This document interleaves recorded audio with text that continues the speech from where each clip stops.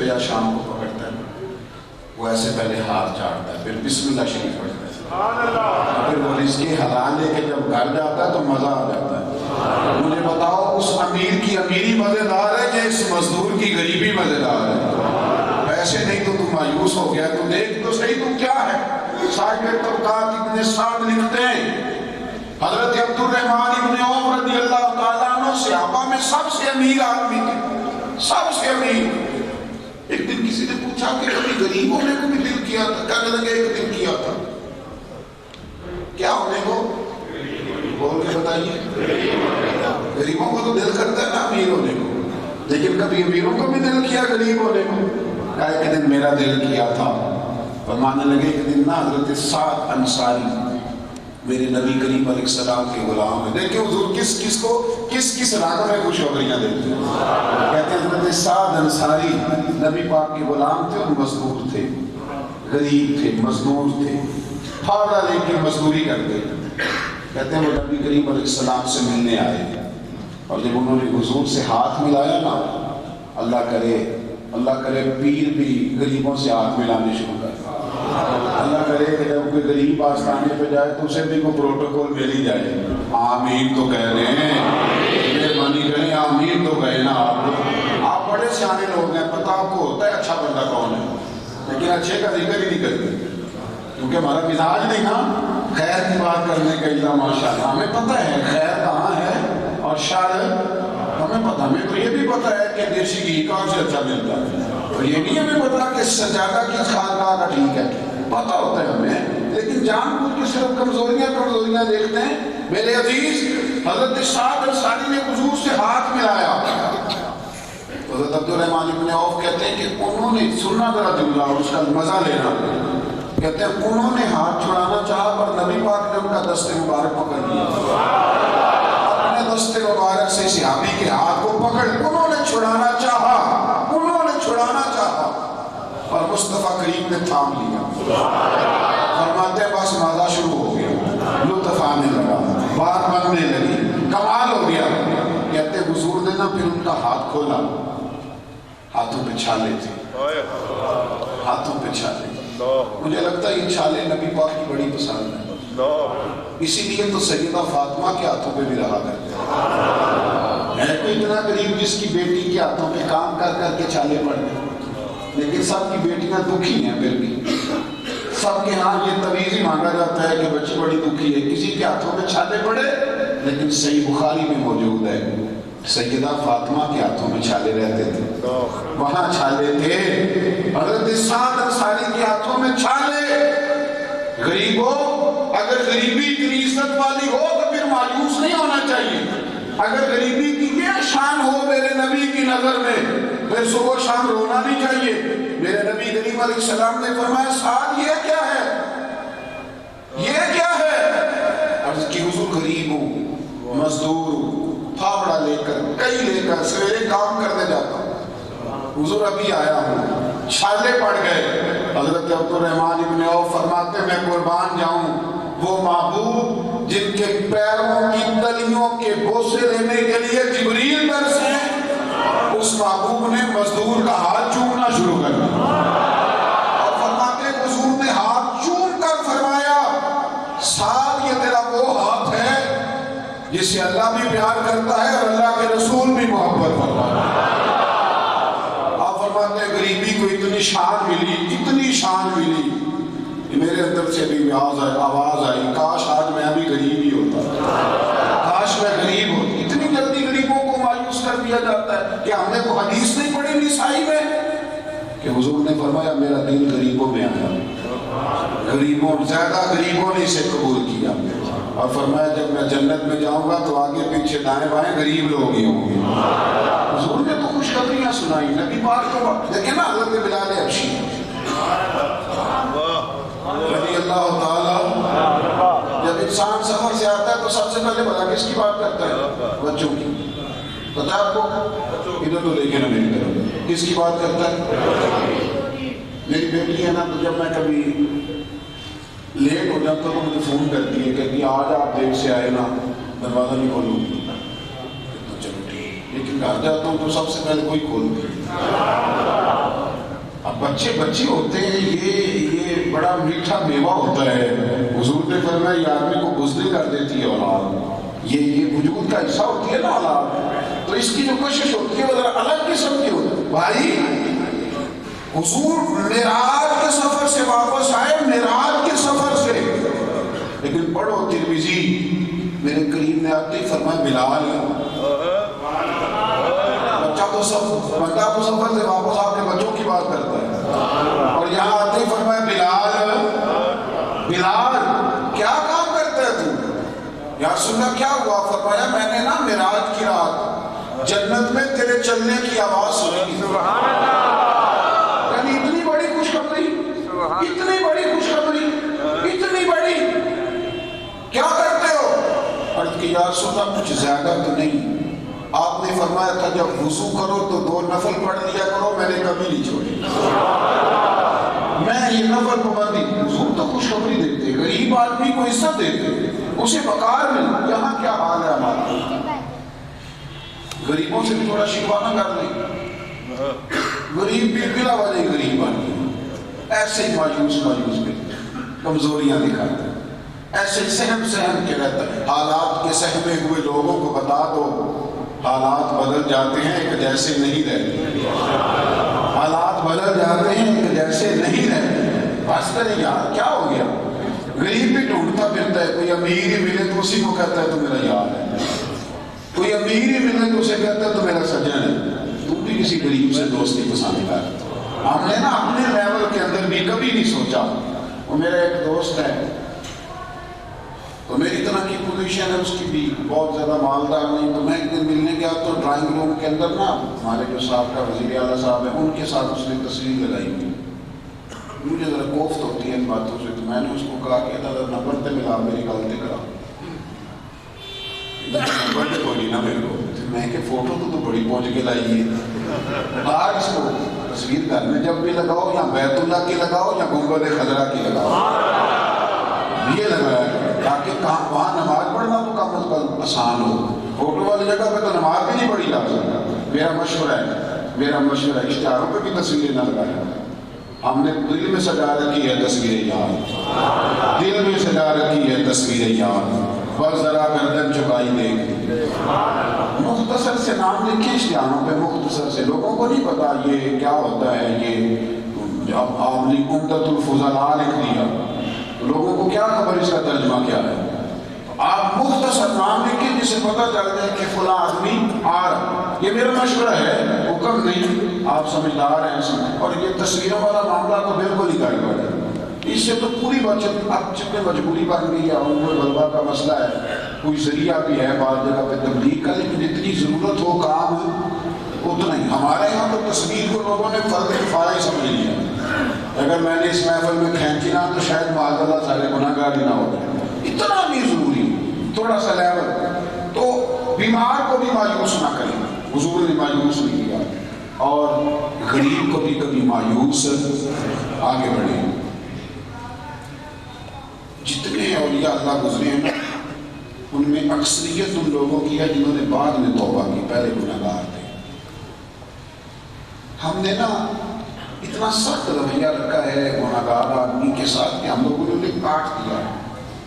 میں ابھی زور کے وقت ایک جگہ پہ تھا تو میں وہاں بتا رہا تھا کہ میں رمضان شریف سے پہلے جو جمعہ آیا نا اس سال ممبر کی طرف میں جا رہا تھا تو ایک نوجوان نے مجھے رکا دیا. تو لوگ مسئلے پوچھتے رہتے، میں نے وہ جلدی سے بیس کوٹ کی جیب میں ڈالا تو کہنے لگا حضرت صاحب اس کو پہلے پڑھنا ہے. چلے ٹھیک ہے. ممبر پہ بیٹھتے پہلے میں نے اس کو پڑھا تو اس میں بڑی شاندار بات اس نے لکھی تھی. کہنے لگا کہ رمضان آ گیا ہے تو ہم جو کچے نمازی ہیں نا وہ ہم نے بھی مسجدوں میں آنا ہے. تو یہ ذرا پکے نمازیوں کی منت کیجیے گا کہ ہمیں بھی داخل ہونے دیں. یہ ہمیں گھورتے ہیں، یہ گھورتے ہیں. ان سے کہیں کہ ذرا ہمیں بھی مسجد میں آنے دیں، ہو سکتا ہے ہم بھی پکے ہو ہی جائیں. تو یہ ذرا میری سفارش کر دیجیے گا. بھائی میرے نبی کریم علیہ السلام کی بارگاہ میں آ کے ایک شخص نے کہا تو یا رسول اللہ میں 2 نمازیں پڑھوں گا، اگر آپ کہتے ہیں تو کلمہ پڑھتا ہوں. تو حضور نے فرمایا تو کلمہ تو پڑھ لے گا نا. یا رسول اللہ آپ کو پتہ ہے نماز کیا، نماز کا ایک سجدہ بھی معاف نہیں.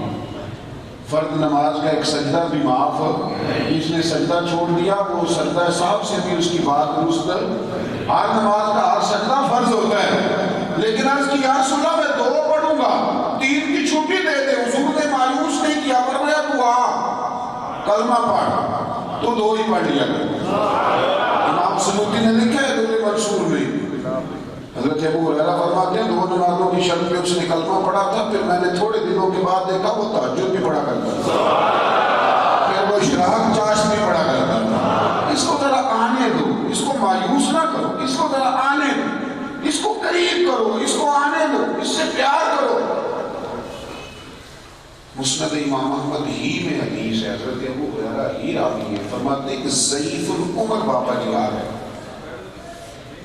اللہ نے اگر کسی بندے کو اپنے قریب کرنا ہے نا، ادھر دیکھیں میری طرف، تو رب کریم نے مجھ سے پوچھ کے تو نہیں نہ کرنا کہ اس کو گلی بنا لوں کہ نہ بنا لوں۔ کوئی اللہ کی رحمت کا منشی تو نہیں نا، وہ جس کو چاہتا ہے جب چاہتا ہے جس وقت چاہتا ہے اپنے فضل سے عطا فرما دیتا ہے۔ بزرگ آگے ضعیف العمر تھے، حضرت ابو ہریرہ رضی اللہ تعالیٰ عنہ فرماتے ہیں جب وہ مسجد میں داخل ہوئے تو لاٹھی پہ جھکے ہوئے تھے۔ ضعیف آدمی کہیں پر چلتے ہیں نا چھڑی لے کے، کمر جھک جاتی ہے، جھکے ہوئے تھے۔ کہتے ہیں مسجد میں جب داخل ہوئے تو قربان جاؤں اللہ کے محبوب نے کھڑے ہو کے ان کا استقبال فرمایا، انہیں سہارا دے کے بٹھایا گیا۔ تو کہتے ہیں جب وہ بات کرتے نا تو انہیں بڑی آنکھیں کھول کے بولنا پڑتا، یہ بھویں ان کی چھپ گئی تھی سفید ہو گئی۔ انہوں نے 3 سوال کیے نبی کریم صلی اللہ علیہ وسلم، بات تو نہیں گیا اللہ تعالیٰ کو جزائے خیر عطا فرمائے۔ چند ہی بولنے ہیں، ویسے چپ بھی ہاں ہی ہوتی ہے، اللہ تعالیٰ کو برکت عطا فرمائے۔ اور ایک دو باتیں تو اور میں نے ایسے کرنی ہے، مضمون تو مکمل کرنا ہے نا جی، آپ تھوڑی توجہ کریں میری بات۔ کہتے ہیں وضو کرنے میں لاٹھی پہ جھکے ہوئے، 3 سوال انہوں نے حضور کی بارگاہ میں عرض کیے، یا رسول اللہ صلی اللہ تعالیٰ علیہ وسلم، حضور ساری عمر غفلت میں گزر گئی، ساری عمر۔ حضور آج آپ کے کچھ صحابہ ملے ہیں تو آنکھیں کھلی ہیں، دین کی سمجھ آئی، لیکن یا رسول اللہ صلی اللہ علیہ وسلم اب بہت بڑا ہو گیا، کمر ہی سیدھی نہیں ہوتی، میں کوئی زیادہ نفل نہیں پڑھ سکتا۔ اور پھر عرض کرنے لگے یا رسول اللہ صلی اللہ علیہ وسلم بہت کمزور ہوں، اب تلوار لے کے جہاد بھی نہیں کر سکتا، اور یا رسول اللہ اب تو مجھے بچے دیتے ہیں تو میں کھاتا ہوں، میں کوئی زیادہ صدقہ خیرات بھی نہیں کر سکتا۔ حضور اب میری پوزیشن نہیں، میں دین کے کسی کام نہیں آ سکتا، کسی کام، نہ کثرت سے نوافل، نہ صدقات و خیرات، نہ جہاد۔ یا رسول اللہ صلی اللہ علیہ وسلم میں اپنے آپ کو بیکار کا مال سمجھتا ہوں، سکریپ، اس عمر میں بھی کلمہ پڑھوں تو اللہ قبول کر لے گا۔ حضور زندگی ساری غفلت میں گزری، اب کسی قابل نہیں رہا، اب بھی کلمہ پڑھو تو رب قبول کرے گا۔ حضرت ابو ہریرہ فرماتے ہیں میں نے اپنے محبوب کی آنکھوں میں آنسو چمکتے ہوئے دیکھے۔ حضور نے فرمایا آپ کیا بات کر رہے ہیں، آپ کلمہ پڑھیں اور صدقے دل سے پڑھیں، اللہ کے رسول کا وعدہ ہے رب آپ کو ضرور جنت عطا فرمائے۔ کلمہ تو پڑھے گا، حضور نے انہیں خوشخبری دی، بھائی توڑے نہیں، قریب کریں، اور لوگوں کو بجائے ان کی کمزوریاں بیان کرنے کی خوبیاں بیان کریں۔ ہمیں کسی شخص میں 100 باتیں نظر آئے نا تو 99 خوبیاں ہوں تو ایک خامی ہو تو نظر صرف خامی پہ جاتی ہے، کہتے ہیں وہ نہیں ٹھیک تھا، باقی ساری باتیں ٹھیک تھی۔ تو بھائی وہ انسان ہے، ایک تو معافی کر دے تیری مہربانی، ایک چھوڑ ہی دے، وہ انسان ہے، مایوسی نہ کر۔ اسی طرح کا معاملہ ایک بات اور بڑی اہم اور ضروری ہے، اس پر بھی ضرور توجہ کریں۔ دین کے معاملے میں لوگ بڑی ہی زیادہ مایوس باتیں کرتے ہیں، کہتے ہیں کہ آپ جو جہاد کی بات کرتے ہیں تو کیسے ہوگا؟ سنو، ہم جب مسلمان جہاد کی بات کرتے ہیں تو صرف جہاد کی بات نہیں کرتے، اللہ کی مدد کی بھی بات کرتے ہیں۔ صرف جہاد کی بات ہے، اللہ فرماتے ہیں میں نے بدر میں تمہاری مدد کی تھی، تم تو کمزور تھے۔ نبی کریم علیہ السلام اصل میں نا جب جذبہ نہیں نہ ہوتا، جب وہ غیبی طاقتوں کی طرف توجہ نہیں ہوتی، جب اندر سے وہ آوازیں نہیں آتی کہ ہاں کوئی پیچھے مدد کرنے والا ہے، تو پھر انسان کمزور جملے بولتا ہے، پھر وہ چھوٹی باتیں کرتا ہے۔ کبھی تھوڑا سا نہ کر کے تراویح پہ رکھ کے تولنے کے 1000 آدمی بدر کے میدان میں آیا تھا مسلمانوں کے مقابلے میں، اور ایک ایک آدمی کے پاس 3 قسم کا اسلحہ تھا، تلوار بھی ہے، نیزہ بھی ہے، تیر الگ گلے میں ڈالے، اور مسلمان کے 313 شمار کیے جاتے ہیں، پر عملاً 312 کے حضرت عثمان غنی شامل ہیں، اور اللہ کی محبوب نے فرمایا تھا آپ میری بیٹی کی تیمارداری کے لیے رہیں، آپ کو بدریوں میں شامل کیا جائے۔ عملاً 312 لوگ تھے، اور ان کے پاس بھی 6 سرہیں اور 8 تلواریں۔ کبھی سوچا آپ نے 1000 تلوار کے مقابلے میں لڑنا کیا درختوں سے ہوتا ہے؟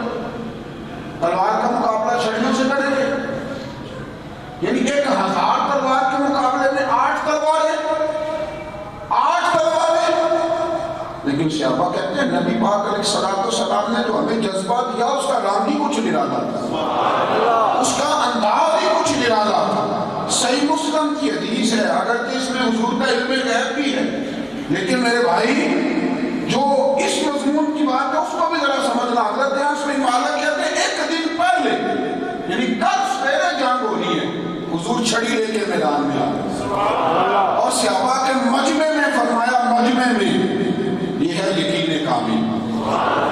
اقبال نے کہا تو فضائے بدر پیدا کر، تو فضائے بدر پیدا کر، فرشتے تیری نصرت کو اتر سکتے ہیں گردوں سے، کتار اندر کتار اب بھی۔ حضرت انس فرماتے ہیں نبی کریم نے چھڑی پکڑی اور میدان بدر میں لکیریں کھینچی، فرمایا یہاں ابو جہل مرے گا، یہاں عتبہ مرے گا، یہاں فلاں مرے گا، یہاں فلاں مرے گا۔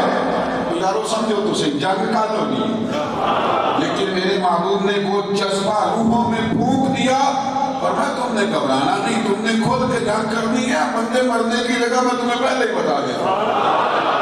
جب یہ والی طاقتیں ہوتی ہیں نا پھر بندہ مایوس باتیں، پھر مایوس جملے۔ یہ رنگ دیکھا ہوا تھا تو حدیبیہ کے مقام پہ حضرت سیدنا عمر فاروق رضی اللہ تعالیٰ عنہ کا جملہ ابن سعد میں موجود ہے۔ آپ فرمایا کرتے تھے یا رسول اللہ آپ حکم تو دے، جب ہم 313 تھے پھر ہم نے ان کو بھگا دیا تھا تو ہم 1500 آئے، یا رسول اللہ آپ حکم تو دیں، ہم تو انہیں گھوڑوں کی پشتوں پہ بال کے مدینے لے جائیں، وہاں دیکھیں گے ان کا کیا کرنا۔ حکم دیکھیں نا، بات ہوتی ہے جذبے کی، بات ہوتی ہے میں اکیلا ہی چلا تھا جانب منزل مگر لوگ ملتے ہی گئے پھر کارواں بنتا گیا۔ مطلب وہ دو چند بندے تو کہہ دیتے نا توبہ توبہ توبہ توبہ، یہ نہیں کام ہو سکتا، تو بس وہ باقیوں کو بھی بٹھا دیتے، لیکن جذبے والا ایک ہی ہونا تو نعرے پورے کرا دیتا۔ جوش دیکھیں 39 لوگوں نے کلمہ پڑھا تھا حضرت عمر سے پہلے، 40 میں تھے حضرت عمر۔ حضرت زید بن ارقم رضی اللہ تعالیٰ عنہ کے گھر کے اندر نمازیں ہوتی دار ارقم میں، حضرت عمر نے کلمہ پڑھا، کلمہ پڑھتے ہی نا عرض کرنے لگے یا رسول اللہ صلی اللہ علیہ وسلم آپ سچے نبی ہیں؟ میں سچا ہوں، قرآن سچا ہے، بالکل سچا، اسلام سچا ہے، بالکل سچا ہے۔ تو کہا یا رسول اللہ پھر ہم یہ چھوڑ کے نماز بھی پڑھتے ہیں۔ کیا خوبصورت انداز ہے، عرض کرنے لگے حضور رسول بھی اللہ کا، قرآن بھی اللہ کا، اسلام دین بھی، یا رسول اللہ یہ بیت اللہ بھی تو اللہ کا ہی ہے، ہم یہاں کیوں نمازیں پڑھ رہے ہیں؟ حضور نے فرمایا کیا کرنا چاہتے ہو؟ عرض کی حضور صرف 2 بندے، ایک میں اور دوسرے امیر حمزہ، اور باقی سارے پیچھے رہیں گے لائنوں میں، اور یا رسول اللہ دیکھ لیتے ہیں کیا ہوتا ہے۔ تو محبوب نے فرمایا عمر رب کریم نے تیری زبان پر حق جاری کر دیا، تیرے پیچھے حضرت جبریل کھڑے ہیں تیری تائید کے لیے، یہ لفظ تو نے بولے نہیں، یہ رب کریم نے تجھ سے بلوائے۔ 2 لائنوں میں صرف 18 بندے سمجھ لیں ادھر ہے، 17 ادھر، 2 لائنیں، اور جناب فاروق اعظم رضی اللہ تعالیٰ عنہ کہنے لگے میں توڑوں گا یہ ساری کمزوریاں۔ ایک لائن کے آگے تلوار لے کے حضرت امیر حمزہ، دوسری کے آگے سیدنا فاروق اعظم بیت اللہ شریف میں آئے، اور آگے کہنے لگے جس کا دل کرے گا کہ اس کے بچے یتیم ہو جائیں اور اس کی بیوی بیوہ ہو جائے وہ ہمارے سامنے آئے، اگر کوئی مائی کا لال ہے تو، اور اگر نہیں تو فرمایا سنو پھر رسول بھی اللہ کے ہیں اور بیت اللہ بھی اللہ کا ہے۔ اب آج کے بعد یہاں بیت اللہ میں نماز پڑھیں گے، جس کی طاقت ہو ہمیں روک کے دکھائے۔ پھر نمازیں پڑھی گئی نا، اور جب حضرت عمر نماز پڑھا کے واپس آئے تو حضور نے فرمایا آج کے بعد تو صرف عمر نہیں تو فاروق اعظم، تو فاروق لوگوں کے ڈگری رکھی ہوئی اپنے پاس. ایک بندے نے کہا کہ مجھے پیر صاحب بڑے اچھے لگے, میں نے مرید بننا. کہ میں چھاٹ بناتے ہیں کہ پتہ بھئی اگر کہیں سے بھی وہ صحیح العقیدہ بندے سے اللہ اللہ سیکھ لے گا تو فائدہ ہوگا. اسے جانے دے اس کی تعریف کا, اس کو تھپکی دے, اس کو کہا یار لگا رہا خیر ہو.